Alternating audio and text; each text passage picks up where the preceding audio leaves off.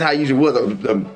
The bring together family lineages. Really, it wasn't really about love and relationships and how somebody make you feel. It's more that, like, okay, my family wants me to marry this person because they continue the bloodline and whatever the case would be. Think Romeo and Juliet. Why that storyline is such a big storyline. What's up, world? Welcome to another episode of Nerdy Dating. I am your host, Zakka. And what is Nerdy Dating? Nerdy Dating is a relationship advice podcast from a viewpoint of a nerd here in Kansas City, Missouri. And if there's a question you want to ask me, please put in the comment section below and I answer it on the next episode. To add to that, you can also send me questions on Instagram and TikTok at alizakkanerdydating. So, or Nerdy Dating Zakka. Either of those order, you'll find me on TikTok and Instagram. You can send me questions on there and I'll answer to you on the show. And last but not least, please continue to like, share, and subscribe. I appreciate you. Please continue to like and share the podcast with your friends and family. I appreciate it. And let's get today's episode rolling. So I actually had a rebuttal to one of my videos that I posted, one of the shorts regarding the dating list, the 20 places that women refuse to go to on the first date. Well, a guy, David, he asked, why can't women take the men out? He said, I found every one of those but the Cheesecake Factory good. I just don't like the Cheesecake Factory though, so I couldn't enjoy the main attraction. But he asked, why can't women take the men out? So I looked at it and I was like, culture.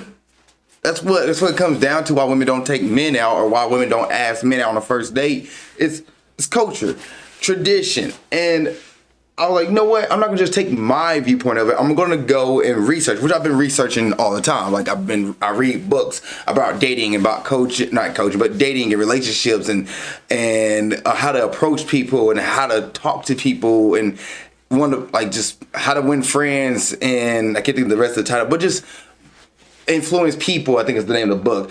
But like researching, so I decided to research and see what else I could find out there. A lot of people today, you search that question, why women don't take men out on dates. A lot of people are asking the question of how come men don't approach women anymore. And that's a lot of questions that came out there. But then you can find something like, why do women don't approach men? And a lot of it comes down to tradition. Women are taught not to approach. Women want the men to approach because a lot of women say, oh, well, he's a man, so the man should do the approaching. The man should be doing the courting. The women don't court. The women want to be courted. And it's just culture and tradition. Think about this. Dating started in the 1920s. That's like how it is today. And it has evolved over the years. Before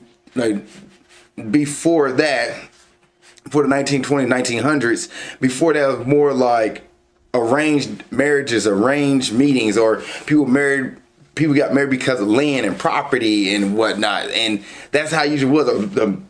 The bring together family lineages. Really, it wasn't really about love and relationships and how somebody make you feel. It's more that, like, okay, my family wants me to marry this person because they continue the bloodline and whatever the case would be. Think Romeo and Juliet. Why that storyline is such a big storyline, because it's almost like the two lovers who really love each other can't be together because their family wants them to, marry whoever else, and the family hate each other. So the family didn't hate each other. They could have been together, but the family hate each other, so the family's not gonna let them get together. Versus like, oh no, my son and my daughter, they love each other regardless of what our family is. So it's tradition. It's tradition. That's one of the reasons why women don't ask out men. Women don't take men out on dates and take the man on the first date. It's more of a tradition thing. More women want to be the one who's our approach versus the one who's doing the approaching. And a lot of it comes down to confidence. Well, another reason why women don't approach men is confidence. A lot of women videos I was listening to, they're like, I just don't like rejection. I don't want to be rejected. I should be the one who gets courted. So why do I need to go and approach him? And that's fair. And some of it's changing. You see more women today who are approaching men, who make the first move or who put themselves in positions to make the first move. But you see a lot, even on social media, women like, men not approaching anymore. Men like, I'm tired of approaching, because if a man approach, he gets turned down. And a lot of guys see that, so men not approaching. So women is like, well, if man's not approaching and nobody approached me, how do I know he's interested, whatnot? And I just will never know. So that's why women don't take men on dates, because it's tradition, culture. Women are not taught to be the one to make the first move. They're not taught to ask men out. They're not taught to take a man on a date. It's more the man have to ask the lady out. The man has to be the first one to take the lady on the date, choose location, time, etc. Have a set the date up for the first date. So that's why. Tradition, culture. That's what it is. All right. TikTok time. We got a few TikTok videos here. So here's the first one from tonight's conversation. Let's go ahead and get into it. Men get frustrated around a lot of kids and be like, man, come get these kids. Because it's not our strong suit. Not saying that we can't. What I'm saying is we aren't built to be nurturers, just like the woman isn't built to be the leader in a relationship with a man. I be on your side. I be on your side, son. Built is built. Nah. Let's talk about the word built. Are women built for leadership? Within a relationship, no. No. That's why they look for a man. They desire a man to lead. We can get upset at the wording all we want, but they want a man to lead for a reason because they aren't built to do it. They don't want to do it. Do you agree or disagree? Do you want a man to lead the relationship, yes or no? I think everything you're saying is absolutely correct for a different time period. Do you not want a man to be a leader in the relationship with you?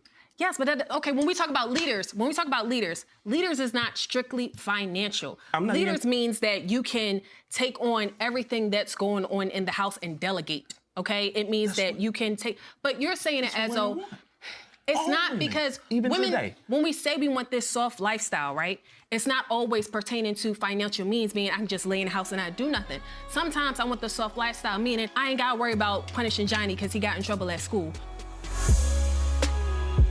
And the question was on the TikTok, the question they asked, like, your thoughts on this. Like, you think what he's saying is right. I'm gonna play it again real quick. Man, come get these kids. Because it's not our strong suit. Not saying that we can't. What I'm saying is we aren't built to be nurturers, just like the woman isn't built to be the leader in a relationship with a man. I be on your side. I be on your side, son. Built is built. Nah. Let's talk about the word built. Are women built for leadership? Within a relationship, no.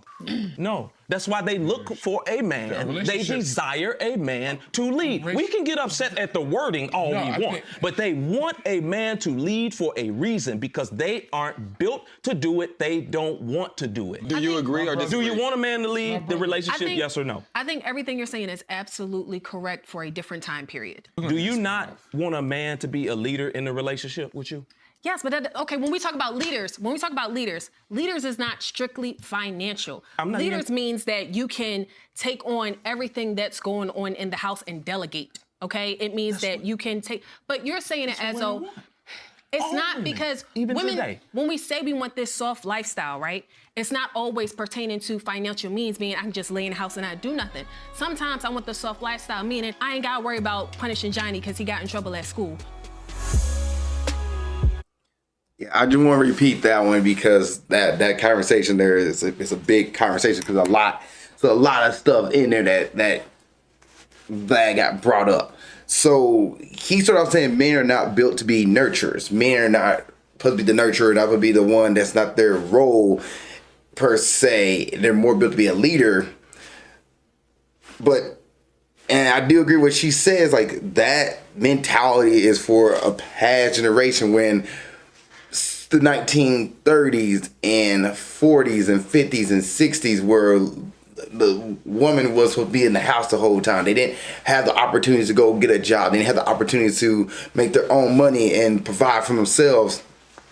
That was a time where the guy was in the factory all day long and he'd come home and then she had the meal ready for him. He ate and then just kind of went to bed and wake back up at 7 a.m., 6 a.m. in the morning, back at the job and do it all over again until 5, 6 at night.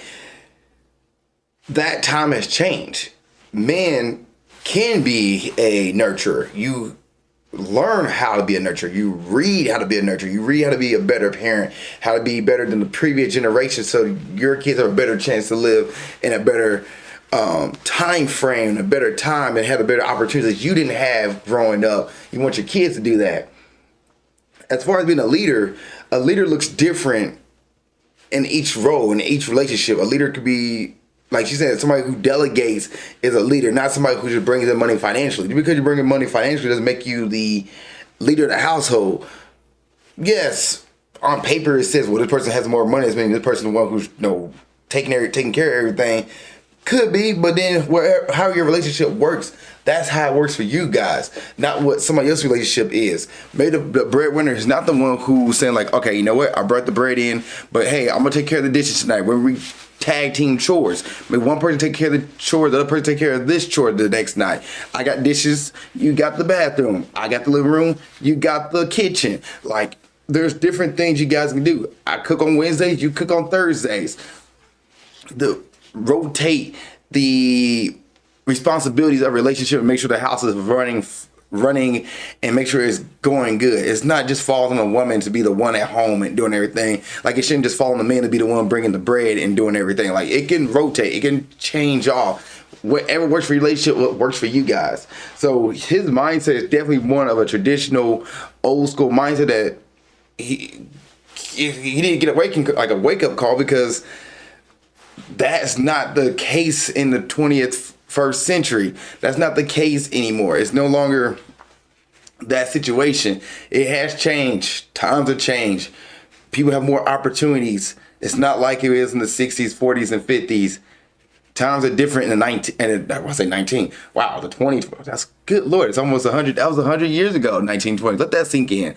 So, yeah, times have changed in 100 years. Our mindset have changed. The way we live through life has changed. The way the world looks right now is completely different. In technology, we have better understanding and more access to be more intelligent and to be more cognizant when it comes to making decisions about family, money, and just how to take care of yourself and how to take care of others. So, yeah, I definitely think that his mindset is more of an older traditional mindset, and that the leadership role has changed. It's not like she said, not just financial. The man is not the only person bringing the bread and that's it. There's other ways that it works. And what it really comes down to what works well for your relationship, what works well for the two of you.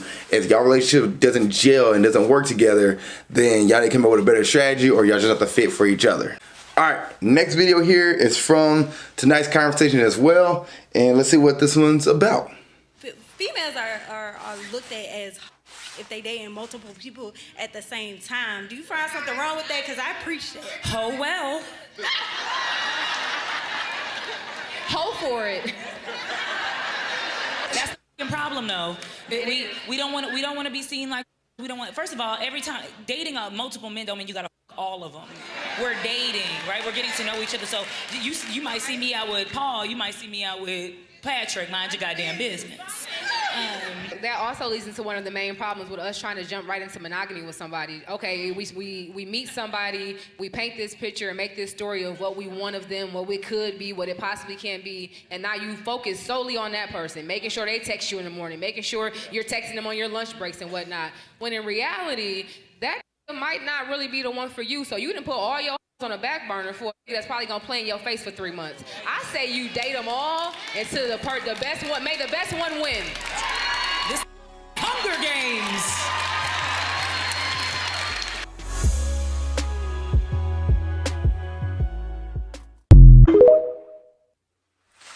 I agree.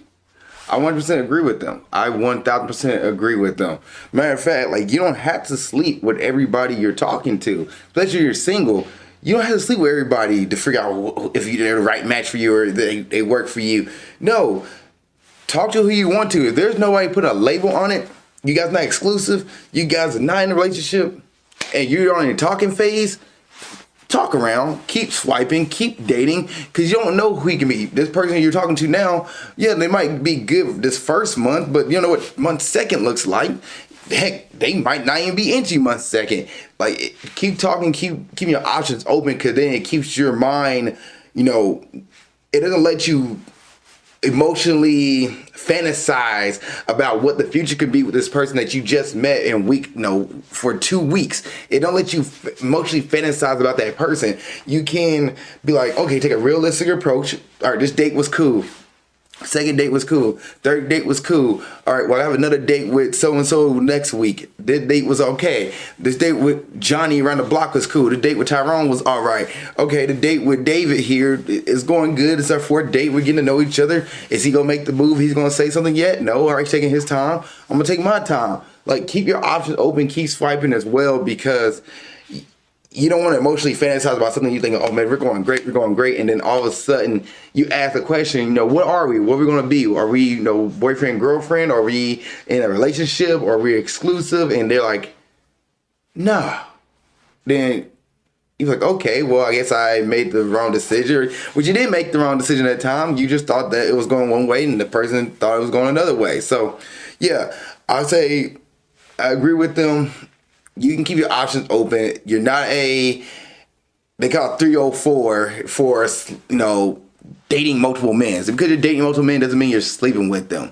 And if you want to sleep with multiple people, that's your prerogative. But it doesn't mean you have to sleep with multiple people to date multiple people and get to know what people are about and what their intentions are and what they're looking for in dating. Let's say your intentions to date is for marriage, then you definitely need to look around and talk to different people and get to see which person matches best for you, and don't put all your all your eggs in one particular basket, because that particular basket might be moving to somebody else's hand 2 weeks from now. So yes, definitely keep your options open until you guys establish that you're exclusive or that you are a boyfriend-girlfriend relationship. And to me, exclusive means the same thing as boyfriend-girlfriend, but that's just my opinion on it, because if I can't date other people and we're still trying to figure out if we're going to be boyfriend-girlfriend, so we're exclusive, like, that doesn't make any sense at all. Like, either we're boyfriend-girlfriends or that we are dating and still trying to figure out if we're going to be boyfriend, girlfriend. So I agree with them. I think it has a solid take. So, all right, cool beans. Moving on here to the next video. This is from Mr. Russell Hartley. And this is a 2 minute 34 video, so he has different rules on this one. I listened to part of it. I'm going to stop and see what he says about each rule. So here we go. How to make women like you. And I'm going to speak for every woman here. Let's start with what not to do. One thing certainly not to do is to ask a woman, what do you bring to the table?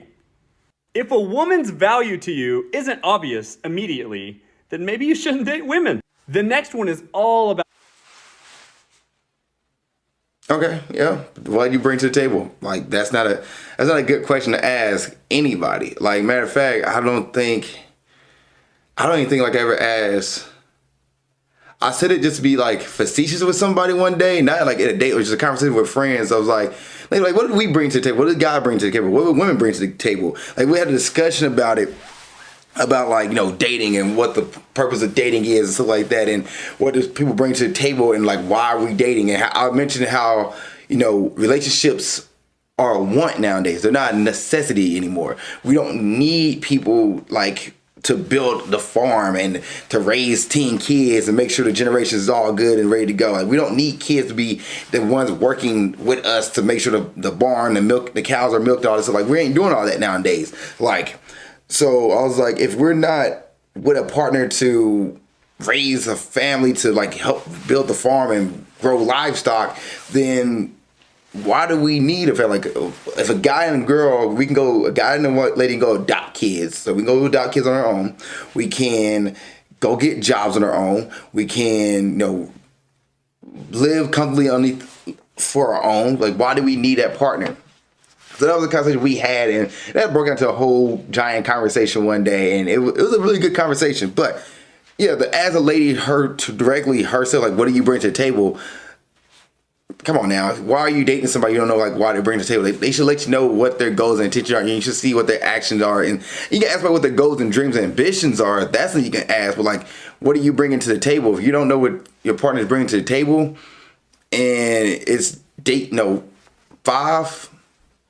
Now, your first goal is like, all right, I'm looking, like, you should ask yourself what you're looking for and what do you bring to the table. That's what you should ask yourself. And you're looking for a partner to help you fulfill your life goals. That's what you should ask yourself, and what you should come down to serious dating, intentional dating, or you're casual dating, looking for somebody to hook up with. That's when you should know what that person bringing to the table, and they should be upfront and honest with them.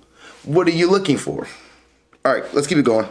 Confidence. Oftentimes what's holding guys back is not necessarily what they're doing wrong, but it's because they're all in their head about their own inadequacies. Some guys are losing their hair, some guys say that they're too short or whatever, and they think that women don't like that, therefore this woman won't like me, and they crash and burn and come off weird every time. confidence goes a long way with women, which is good news because that means you don't have to be the best looking guy in the room. You just need to be confident and fun, and women will gravitate towards that. That's way more attractive than even a guy who's objectively attractive but not confident. Point number 3. Number 2, be confident. Confidence go a long way.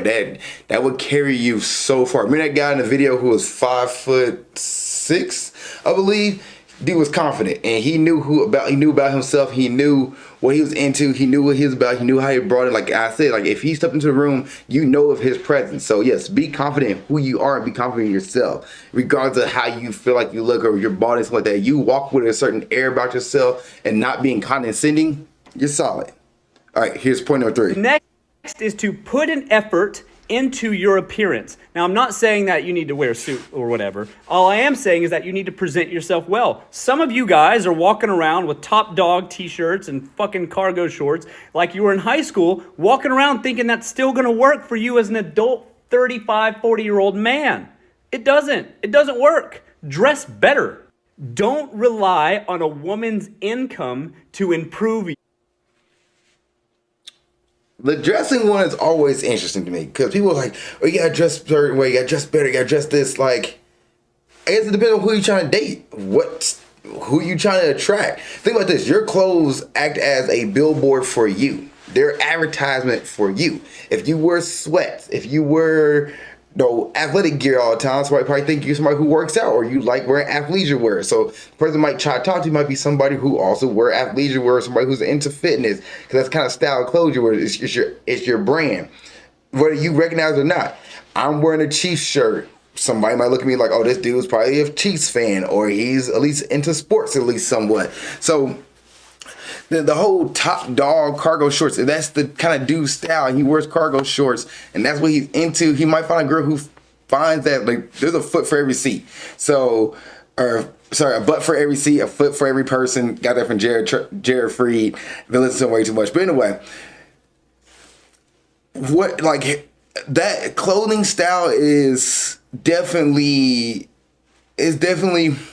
subjective, and a person might like, now, depending on what kind of person you're going for, you're trying to date somebody who is like he's wearing a suit and everything. His brand is a suit.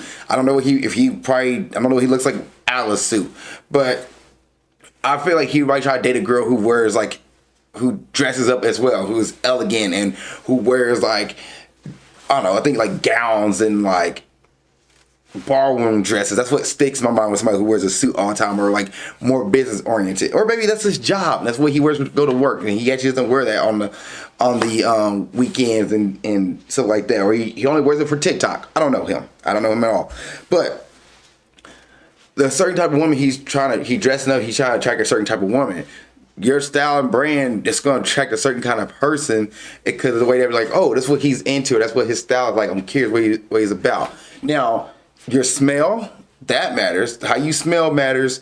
How you present yourself, as in like, are you clean shaved? Are you, make sure you not got trimmings, or you're letting yourself go. Those are things that people will look at. Like, if you have long hair, do you keep it cut a certain way, or do you just let it be frizzed and everything and act like you haven't washed it? Like, do your hair look washed? Like, those are things that people will look at, not really more of, dress. And I would say that, like, there's a woman who will like the style of dress, and she gonna look past that if you dress, what he said, Top Dog and cargo shorts. All right, let's keep it rolling here. Your quality of life. I don't give a fuck what anybody says about this dual income shit. Fuck that. You should be, as a man, able to financially support yourself and keep your house in order without a woman. Number one, first, okay? I understand some men go through times in their life. Fair enough. We've all been there, but that is a temporary thing, not a perpetual thing. So don't rely on a woman's income to provide for yourself. You need to first have that established before you go into a relationship with any woman. And lastly, I agree with him on that. I 100% agree. Like, don't wait. One, I don't think a person should ever wait for another gender to make sure their income is taken care of. Make sure that they are financially taken care of by somebody else's income, then you're pretty much living your life off of that person. And you don't want to live your life based off somebody else. You want to live life how you want to live your life, not based off another person. Or you can't be so dependent. You can't move throughout your life because you're so dependent on this person because they control everything because they have all the finances. And I don't care if you're guy, girl, whatever the case may be. You should have your own income to live your life how you want to live it. And I definitely agree with him with like, do not let a woman, or if you're a woman, don't let a man be the reason why, like, be your sole financial purpose. And like, oh, you can't live your life and move your life without them. You definitely need to be financially stable first before you try to date somebody. So that way you can do things and not feel like you're stressed or feel like you can provide for your partner without feeling stressed out that you can't provide for your partner. Now, like you said, there's ebbs and flows and those are moments, but you shouldn't always be like aiming for like, you know what? If your life is stressed out and you feel like you can't live your life a certain way, you shouldn't be like, oh my gosh, like I have this much money in my bank and I can't do anything. I can't pay my bills like that. And I'm trying to like, yeah, no, you definitely need to be financially stable first before you even get your relationship or think you have everything going before things get south. So I agree. I agree with him. Be respectful, man. There's so many guys who are like, I would never hold a door open for women. Equal rights, right? Like, that attitude is so fucking poisonous. Stop listening to these fucking podcasts about all the things that are frustrating about modern women today. Stop fucking listening to that shit. It's fucking your mind up. All you have to do is protect the woman you're with, man, and show that you have those traits, you know? And why wouldn't you want to do that? Do all of those things and you'll do better with women, I promise. Yeah, no, I agree with him. I agree with him. The last one, respect women. Treat her nice. Take her out. Open the door for her.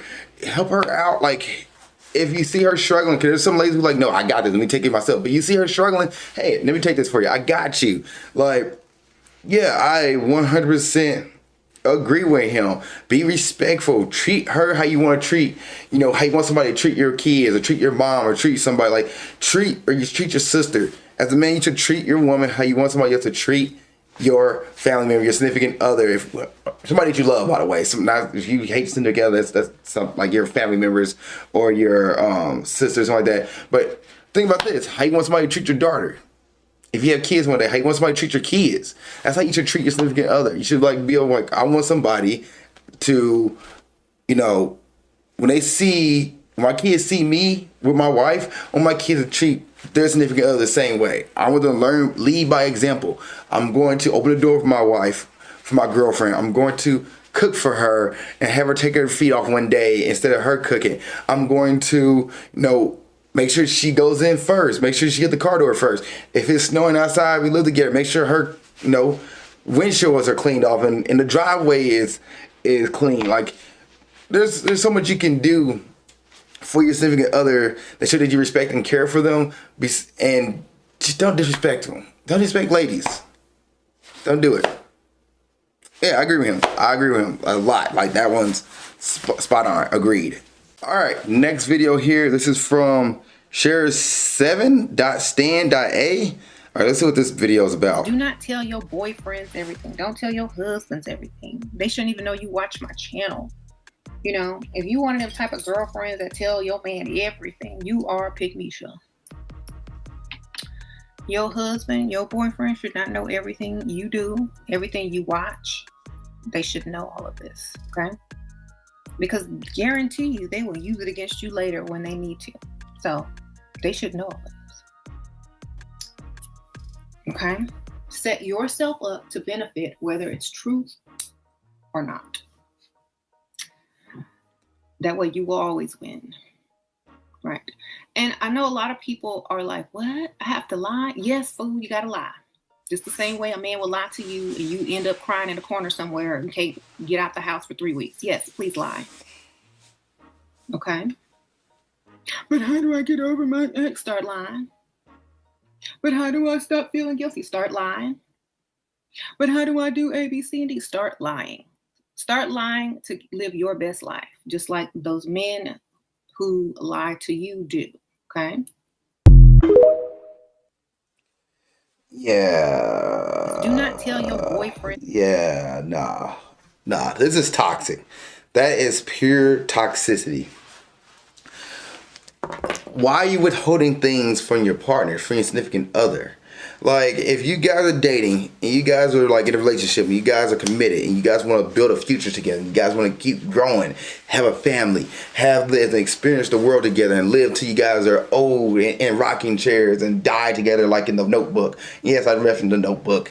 But if you guys want that vision for yourself, living to your 90s together, lying to each other, hiding things to each other, that's not going to build that open communicative relationship. You want to have a healthy relationship. You should not be lying to your partner. And then talking about winning. It's not about winning. The winning is the two together. You guys are working together. You guys are having this fun, fulfilled lifestyle together. That's winning. But to sit here like, I need to win with my partner, you shouldn't be dating somebody to win over them. That's not the goal of dating. That's not the goal of having a family. That's not the goal of creating something that two people can connect and have a bond with for years to go. This is toxic. If you're dating somebody you feel like you need to win over them, you shouldn't be with that person. You feel like, I gotta make sure I'm winning. I gotta be winning. They can't be winning. Like, why are you with this person? Like, you shouldn't be dating somebody to use them. You should be dating somebody to lie to them and keep this toxicity going. That's not this is advice you do not want to listen to. This is advice that you don't want to take with you. This is advice you want to steer clear of. If you're dating somebody, you're like, well, all men lie. Well, how about you change the negativity? How about you don't date somebody who is a perpetual liar? How about you look at somebody who you see like, okay, are they delivering when they say they're going to do something for you? When they say, hey, I'll pick you up at 7, are they there at 6:59, 7 to pick you up? They say, hey, we're going to go to the movies tomorrow, and they say they got the tickets. Are they delivering on those kind of things? Are they delivering when they say, I'm going to go pick up food for you when I come home? And they didn't forget. That's something you want to see and watch their actions and how they do things. Not somebody who, well, I'm going to lie for the sake of lying. I'm going to do this because, like, no, that's toxic. We should not be entertaining this lady. And the fact that I put this on my podcast is even like bothers me even more. But like, do not tell your boyfriend everything. Like, how would you feel if your boyfriend didn't tell you everything? How would you feel your boyfriend's hiding secrets? You wouldn't feel good. You wouldn't like that. You want to be in an open relationship with somebody, like an open communicative relationship with somebody who is healthy and who is willing to, talk to you about anything, who's willing to be open about you and honest and truthful. That's what you want. But in order to get that, you also have to be vulnerable, both men and women. You have to be vulnerable and be open to the person that you're trusting. You're willing to trust your partner. And whatever happens, that partner betrays that trust, then that's it. Wherever your line in the sand is for that, that's your line in the sand. That's what you should keep that there. If your trust is betrayed, then the relationship is over. The boundaries betrayed, your relationship has to be over. If that's your line. Or you're like, hey, we can work on this, we can adjust this, we can get better.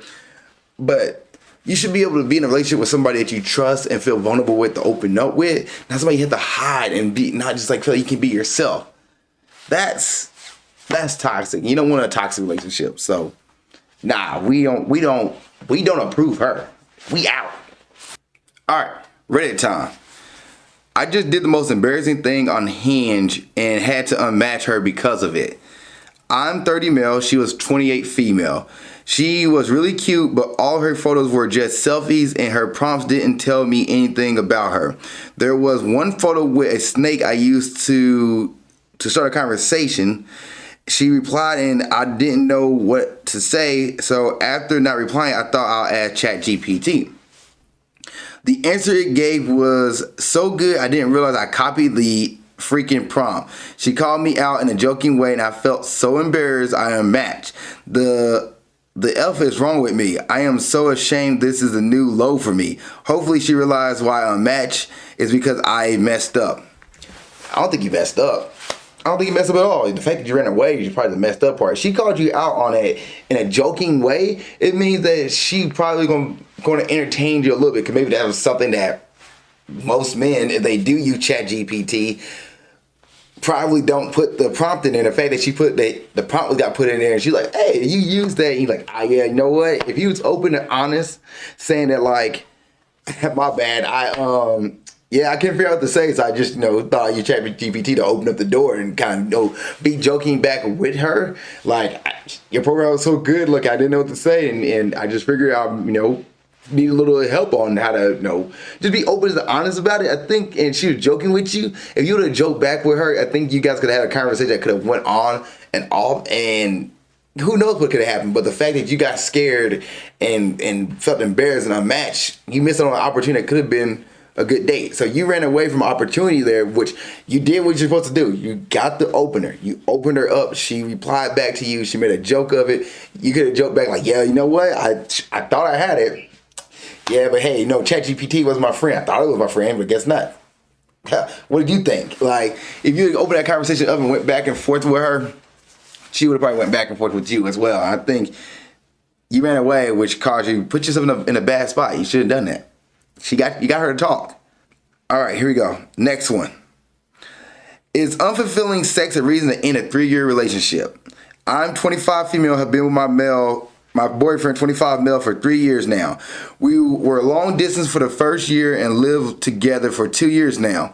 He is military and was overseas for the first year. I didn't really need to know that, but okay. Thank you for the service.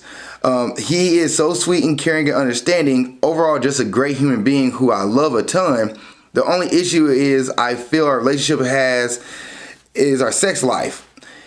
He has only made me finish a handful of times and doesn't really ever try to.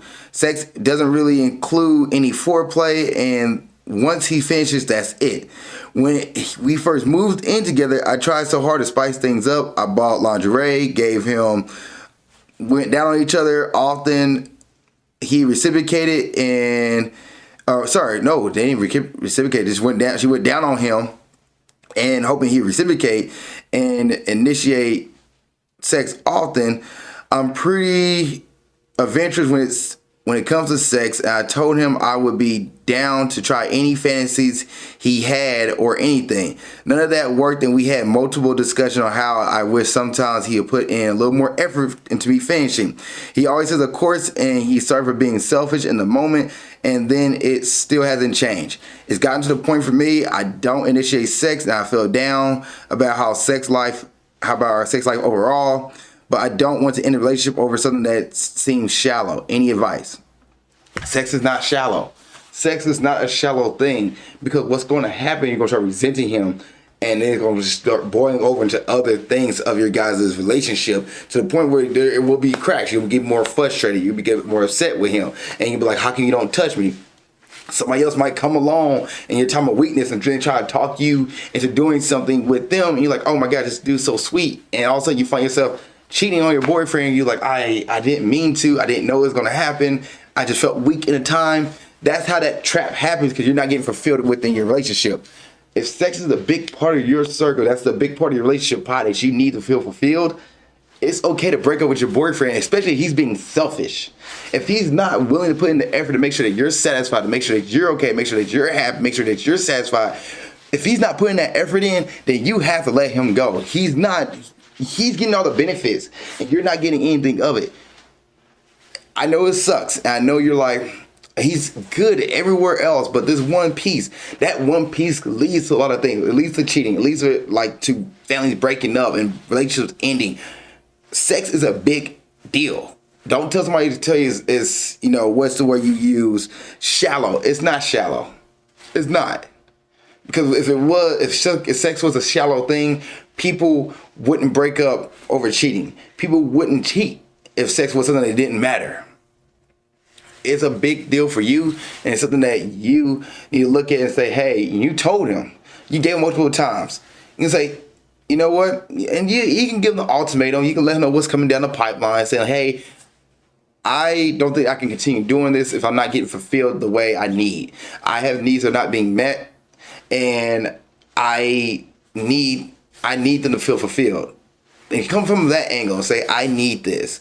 I appreciate you if you would go down on me. I appreciate you make sure I come. I need to feel fulfilled. And if he can't do that, if he can't make you feel fulfilled, and you're like starting to get more frustrated at the fact that you're like, I can't ask for this, it's going to trickle over to everything else. You're going to find yourself in more arguments, and eventually the relationship's going to end. So I say be honest with him. And if he's not willing to reciprocate and willing to make sure that you come first, then it might be time to say, you know what, you're good here, but this is a big piece that I really need. I'm going to end a relationship. And heck, if things change a year from now, 2 years from now, and we'll try it again, go for it. But at this point in time, I really need this fulfilling my life, and I'm going to go get it. And you'll find somebody who will fulfill you and have all the other qualities that you want from that your partner has. Next question. I, 28 female, found Bumble on my fiance, 39 male's phone. So I'm 28 female, walked into the bathroom to try and find my phone and saw my fiance's phone sitting on the counter. Not thinking anything of it, I picked it up to use it to call mine, which we both do all the time. And when I unlocked it, Bumble was pulled up. Saying my heart shattered into a million pieces in that moment is an understatement. Looking more into it, I didn't see any conversation or matches with anyone, and looking at his messages on his phone didn't show anything either. Not sure how to approach this with him because he has never showed me any reason before not to trust him. Advice. Oh, okay. So you and your boyfriend already have access to each other's phone. Okay. And you use it to call your phone and Bumble popped up. How many years y'all been dating? It doesn't say. Any advice? I would bring it up to him. I would say, hey boyfriend, I've looked for my phone and I use your phone to call my phone, but I noticed Bumble popped up. I got a message or alert or just however it popped up, however you saw it there. I know this Bumble popped up. I'm just curious, was you using Bumble? Or I guess not even to ask, because he can say no to that. I'm just curious, why is Bumble on your phone? And I would go from there. Like, one, if you can figure out how you guys, I guess you remember how you guys met. If you guys met on Hinge or Tinder, or another dating app, like, okay, we didn't meet on Bumble, so why is Bumble on your phone? Like, I mean, ask why Bumble on his phone. I wouldn't come from a place of accusation. Just want to know a place of insights. I wouldn't try to accuse, why do you have this? How did you have this? Just like, hey, I know this Bumble's on your phone. Just curious. It popped up. Just curious, why the app is there. And it's kind of hard to explain it without trying to actually have a person in front of me without sounding like you're coming down on them. But just curious as to why is Bumble on your phone, or how come Bumble popped up, and see what he says. If he's like, oh well, I had the app before we started dating and I never deleted it. Well, it wouldn't pop up if the app was just on his phone and it was dormant. It wouldn't pop up at all. So just see what he says with it, and hope he gives a good answer saying I be honest with it. Like, I got on, started swiping, realized it wasn't for me kind of thing, and hope you can assess from there what you want to do with your relationship. But yeah, I 100% definitely ask him, don't confront, don't come from a place from attacking. Just be like, hey, and the fact that y'all are actually, getting married, y'all engaged, I would definitely ask about that. So, y'all been together for at least 3 years. Average, I guess I should say. At least 3 years. So, yeah, definitely ask about that. And just see what he says and see how from there it might shake your relationship up. It might be something where you guys might have to, put the wedding on hold or figure out what you guys want to do in your next step. But definitely ask about that. Don't let that one sit. All right, next question. This is the horniest I've ever been. I'm 24 male, am a virgin, and am basically in what I like to call heat. Don't call it that. Please don't. God, don't say that. Sex used to never really bother me to think about it or see, and I could go days without thinking about sex or pleasing myself in any kind of way. Now I spend a good chunk of my day every day thinking about sex, and what used to be me taking care of myself once or twice a week has now become once a day. On top of that, seeing implications of sex on TV now makes me feel like I need to hurry up and have it. I kind of feel ashamed for being this horny, but I don't exactly know why. Just something some 2 cents would be very helpful. And P.S. If anybody was wondering why I'm a virgin at 24, 1, old religious belief that I no longer believe in, and 2, not being a fan of hookups. Okay, nobody was wondering. I guess people will accuse. This is a safe place. We're not going to ask why you're a virgin. Good for you for not wanting to throw your virginity away. Props. Good job. There's no shame in being a virgin. Now, as somebody who was a virgin into his 20s as well, I guess age 20, if you guys care really know that much. I don't care. I don't mind saying that. But age 20 was like when I lost my virginity. Yeah, you will think about that. You be like, man, I want to know what it feels like. I want to know what it is to, have somebody to, hook up with. You hear people talk about it all the time, but you're like, also don't make sure it's not anybody. I want to make sure the person is special. Make sure it's the right person before you actually, take the time to hook up with somebody. I want to make sure the person's the right person that I think for me in this moment. Like, I'm not looking to marriage, but I'm looking definitely to be with somebody I think I can see myself being with for the next, 40, 50, 60 years of my life. At that time I was 20, so I think the next 80 years of my life, next 70, 60 years of my life. So, yeah, like, I completely get where you're coming from, man, and pretty much what you're going through right now is completely natural. It is a natural thing to take care of yourself. It's a natural thing to think about sex. 100%. A lot of people do it on a daily basis. Now, where it becomes an issue if you let, like, for example, adult entertainment, adult content run your life, where it's like you literally cannot, you're late to work. You can't go do things because you have to watch a video and you can't just think of something. You have to be about the video. You gotta watch the video before you do anything. That's when it becomes an issue. But as far as just like thinking about sex and thinking about, you take care of yourself at least once a day, that's natural. That's natural. You can go research that, talk to a doctor, and they'll tell you you're perfectly fine. As far as like when it becomes an issue, when you start becoming an addiction, when you find yourself, you can't move and navigate through life without doing anything, and it's starting to affect your daily routine, starting to affect how you live, affect you go to work, affect your eating habits. That's when it becomes an issue. And that's when you need to talk to a therapist. But right as of right now, you're going through something that's natural that every guy goes through, and you're fine. You're fine. I don't say every guy. I'll say majority of men go through. I think men probably think about sex, and I'll say all men might touch themselves, but take care of themselves. But men will think, majority of men does think about sex. I think there was a study that said men think about sex every 7 seconds. I think that was a study at one point. I might throw that in the bio section below. Might not, but I think that was a study at one point. All right. What would you do if the guy tells you he lied about his age? Happened to me recently. First date out of nowhere. He told me he was 41, not 36 like his profile says. I was too stunned to say anything. I acted like it was fine, but felt weird about it when I got home. I didn't even ask him why he lied on the profile. This is Hinge, which I don't believe is linked to your Facebook. What would you have done if you're in my shoes realistically? I mean, on the date. Would you have ended the date immediately or be polite and finish the date? Depends on how well you was into him. It depends on how big of a deal breaker that is. He lied on the dating app.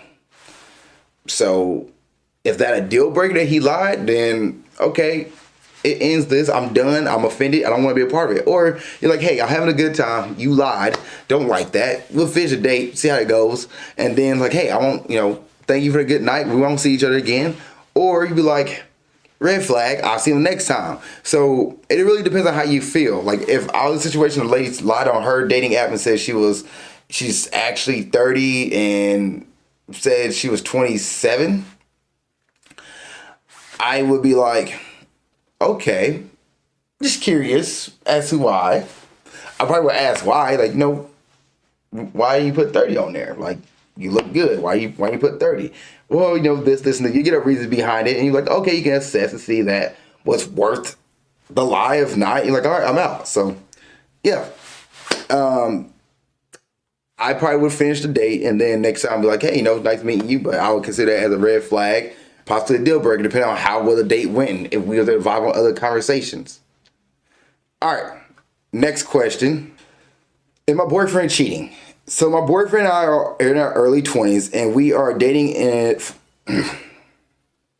my boyfriend cheating. So my boyfriend and I are in our early 20s, and we are dating for a little over 2 years. He has never showed me any clues that he was cheating, and I never thought of it. Recently, I found out he told another girl that he got to know in a video game that he thinks they have a great chemistry and laugh all the time. He rarely laughs with me anymore. He has known her since like September or such, and he told me about her. I was aware of her. I felt kind of uncomfortable, but I didn't want to tell him to block her or anything like that. I confronted him about the chemistry thing yesterday. He said that she was just a random girl, and I believed him. He was upset though that I searched behind his back. I was just curious about her. I thought that I was over it and we made up yesterday, but it makes me sick to my stomach that he told her that. I can't comprehend the reason why he feels that need to do that. Am I overreacting? Should I break up? Too long to read. Boyfriend may be cheating, kind of. Sorry if my English is bad. It's my second language. I figured the way the typing was, I was like, I think this is their first language. But if you can't get over this, if you can't look past that he met a girl playing a video game online and said they had good chemistry, which is weird. Like, I guess chemistry as in like video game. I don't know. I don't know how you will say somebody has good chemistry and something that's like a romantic chemistry. I'm not sure it was romantic, whatever the case would be. But anyway, if you're not comfortable with that, if you're not comfortable with that conversation, the fact that you search through something to find it, then you probably should end your relationship. If you feel like this is a boundary that's been crossed that you're not comfortable and you can't live through and you can't, forgive him about it, and it's going to keep coming up in the back of your mind, then that's probably something you need to, end the relationship and say, hey, I just need to take time away to figure out, what I want and how to handle this.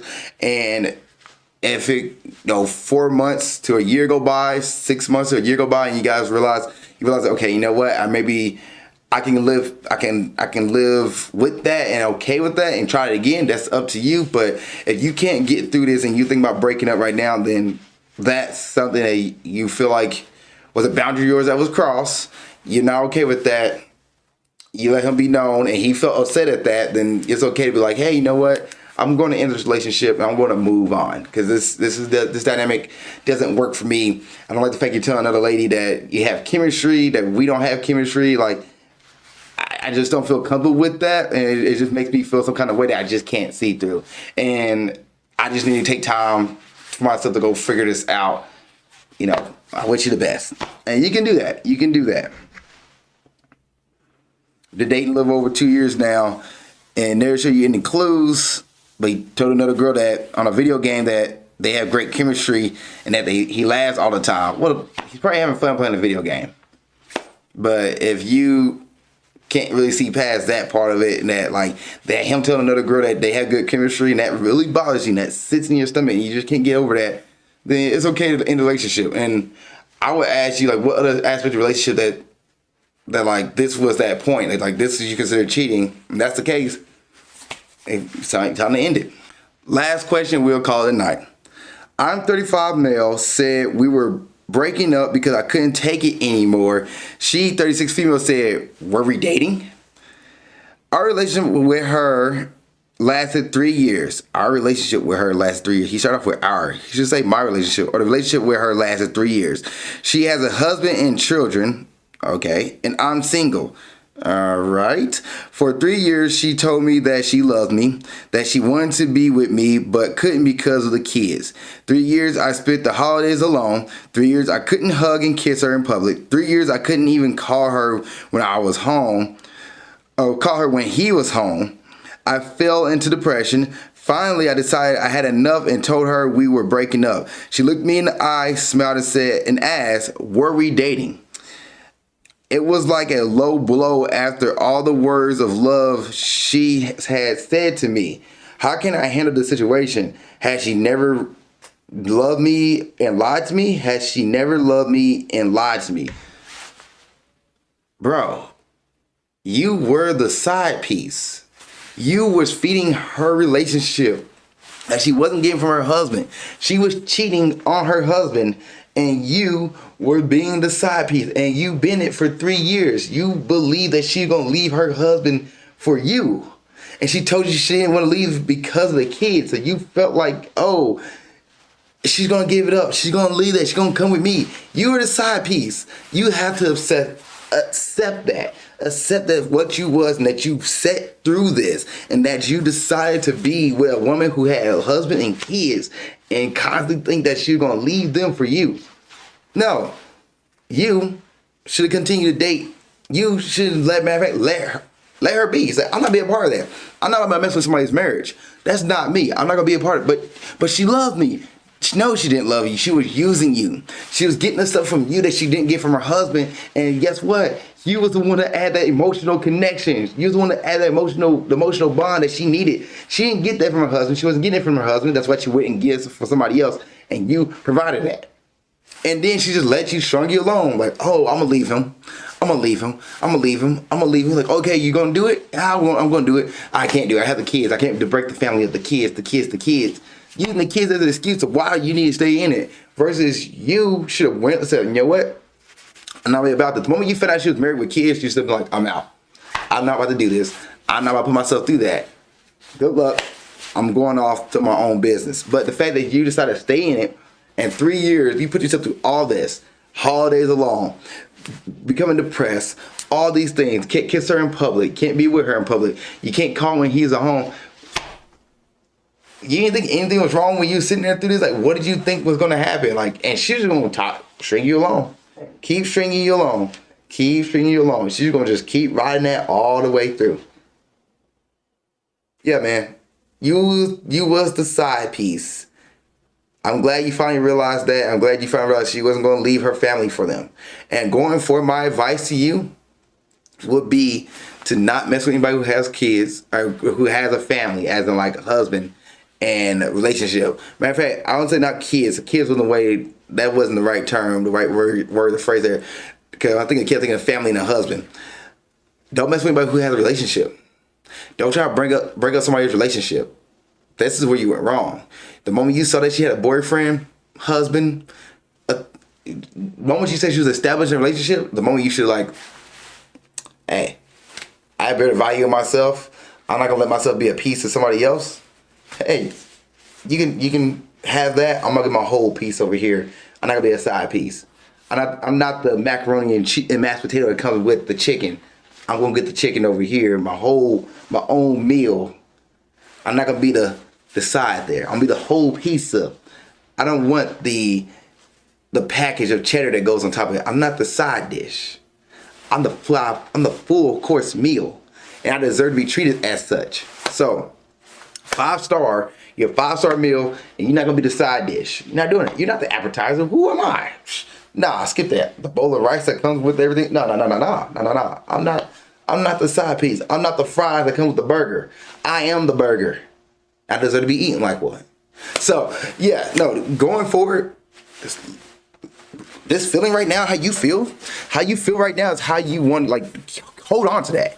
Hold on to that and let that just sit there and be like, I will never feel this again. I will never feel this again. I won't let myself feel this again. I will not entertain a woman who has a boyfriend. I will not entertain a woman who has a man. I'm gonna get my own lady who wants to date me, who wants to kiss me in public, who doesn't mind me calling her, who's okay with me being there. I want somebody who appreciates me for me and not use me to feel a little niche in there and lie to me. So, yeah, man, keep your head up. You realize you're the side piece. You knew you was a side piece, and you finally came to the conclusion that you were. You're finally in it. All right, good move. Now let's learn how to be single a little bit, and then let's go ahead and find a girl who's gonna appreciate you for you, who doesn't have a man or a partner on the side. All right, guys, that's it for this episode of Nerdy Dating. If you liked this episode, what did you think? Please put it in the comments below. Please like, share, and subscribe. Thank you guys so much for watching this episode, and keep being awesome. Thank you for watching this episode of Nerdy Dating. I really appreciate it. If there's another episode you want to watch, you can look at it right there. If you want to subscribe to the page and watch more content, it's down here.